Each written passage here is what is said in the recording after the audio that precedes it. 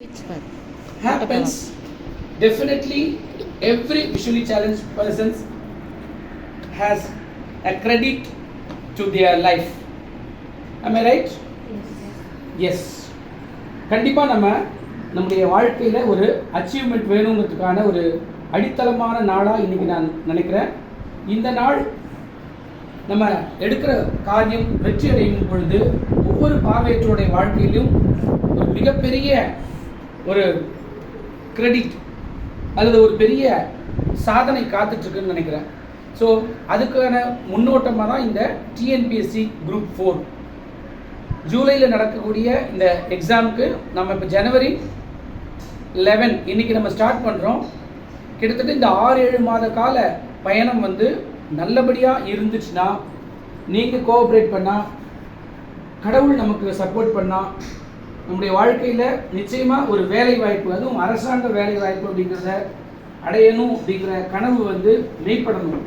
நமக்கு மாத்திரம் இல்லை, ஒவ்வொரு மனிதனுக்கும் படித்து முடிச்சிருக்கக்கூடிய பட்டம் பெற்றிருக்கக்கூடிய ஒவ்வொருத்தருக்குமே இந்த லட்சியங்கிறது கனவாகவே இருந்துட்டு இருக்கு.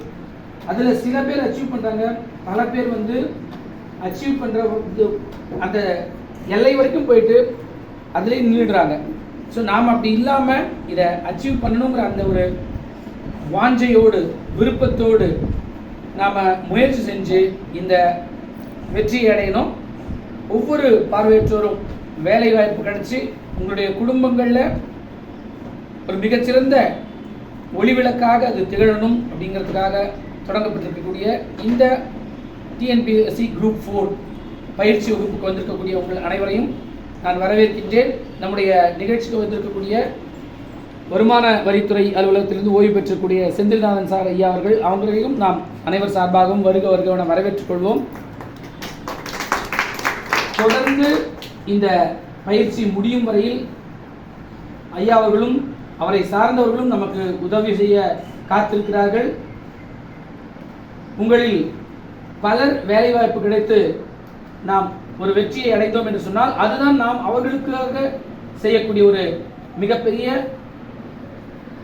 ஒரு வரமாக இருக்கும், அல்லது அவர்களுக்கு நாம் பெற்றுத்தரக்கூடிய நற்பெயராக இருக்கும் என்று சொல்லி இந்த உரையினை நிறைவு செய்கிறேன். நன்றி.